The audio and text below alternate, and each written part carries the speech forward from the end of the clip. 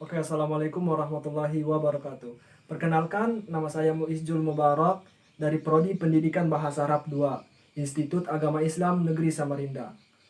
Video ini dimaksudkan untuk menyelesaikan tugas yang diberikan oleh Bapak Riswadi dari mata kuliah Dasar-Dasar Pendidikan. Oke, pada kesempatan kali ini izinkan saya menyampaikan materi, landasan, dan asas pendidikan. Seperti apa videonya? Tonton berikut ini. Baik, pada video kali ini ada dua materi yang akan saya sampaikan. Yang pertama, landasan pendidikan, dan yang kedua, asas pendidikan. Langsung saja kita memasuki materi yang pertama, yaitu landasan pendidikan. Sebelumnya, perlu kita ketahui, landasan sendiri memiliki dua cabang, yaitu landasan yang bersifat material dan landasan yang bersifat konseptual. Landasan material itu sendiri seperti landasan pesawat, dan landasan konseptual itu sendiri adalah yang kita akan bahas sekarang ini, yaitu sebagai landasan pendidikan. Baik, pengertian landasan pendidikan adalah asumsi-asumsi yang dijadikan titik tolak atau dasar dalam mencapai tujuan pendidikan. Landasan pendidikan memiliki beberapa macam, antara lain adalah sebagai berikut ini. Baik, pada poin yang pertama ada landasan agama. Landasan agama sendiri merupakan landasan yang paling dasar di antara landasan-landasan pendidikan yang lainnya. Mengapa demikian? Sebab landasan agama dapat membuat pendidikan itu berjalan dengan baik. Yang dimana di setiap agama pasti yang perintahnya itu dapat memberikan kebaikan dan manfaat.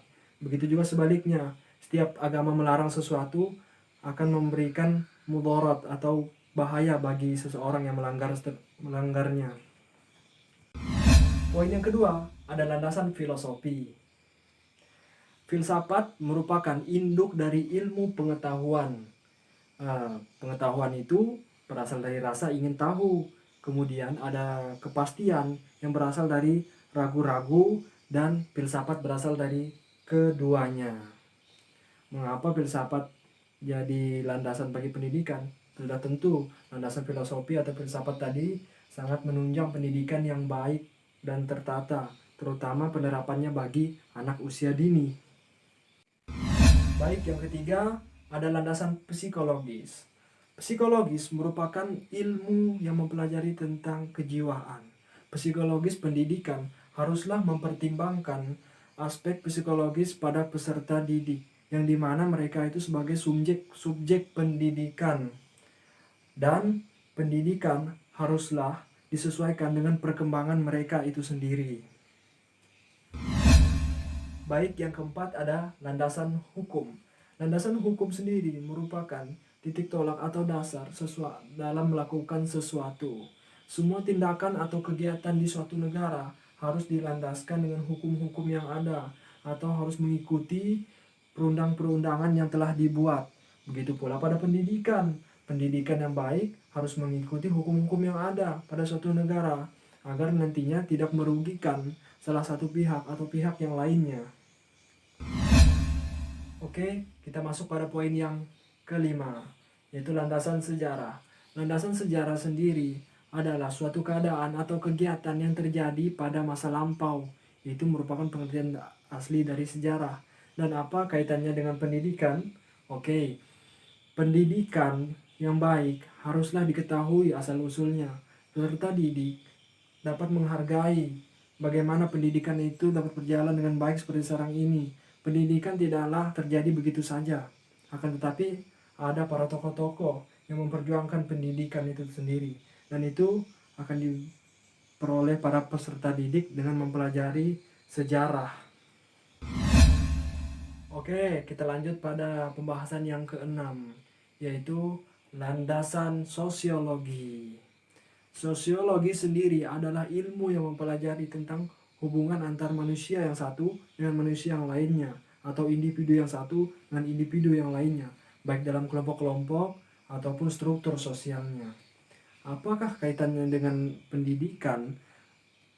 Adanya landasan sosiologi dapat membuat pendidikan itu berjalan dengan baik dan menghasilkan para manusia yang memiliki akhlak yang baik, yaitu akhlak berhubungan dengan manusia, bagaimana ia berinteraksi, bagaimana ia saling tolong menolong, dan lain-lainnya.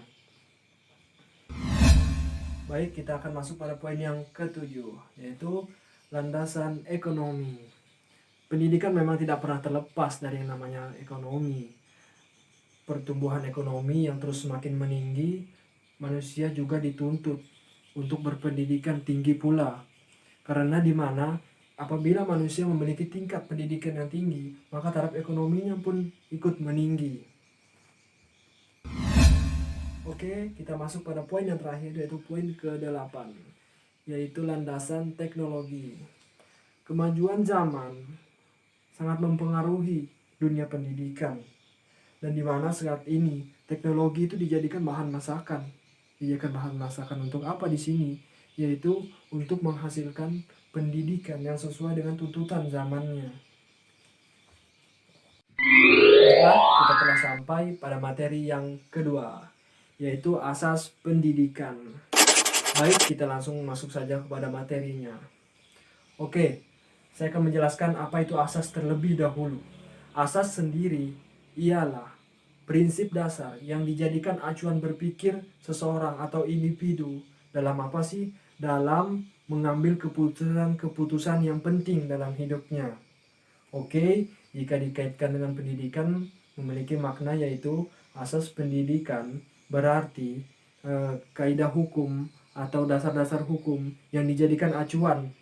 Jadikan acuan nantinya ketika melaksanakan pendidikan. Pendidikan yang terlaksana berdasarkan atau berlandaskan asas-asas, yaitu hukum-hukum tadi, akan berjalan dengan baik sesuai dengan aturan yang berlaku, dan tidak ada yang terugikan atau tidak ada yang menguntungkan bagi salah satu pihak, yaitu pihak pendidik dan peserta didik sama-sama saling menguntungkan dan sama-sama saling membutuhkan satu sama lain, yang nantinya akan menciptakan pendidikan yang baik.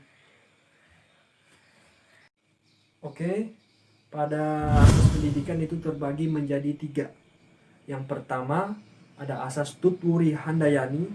Yang kedua ada asas belajar sepanjang hayat. Dan yang ketiga ada asas belajar kemandirian atau asas kemandirian dalam belajar.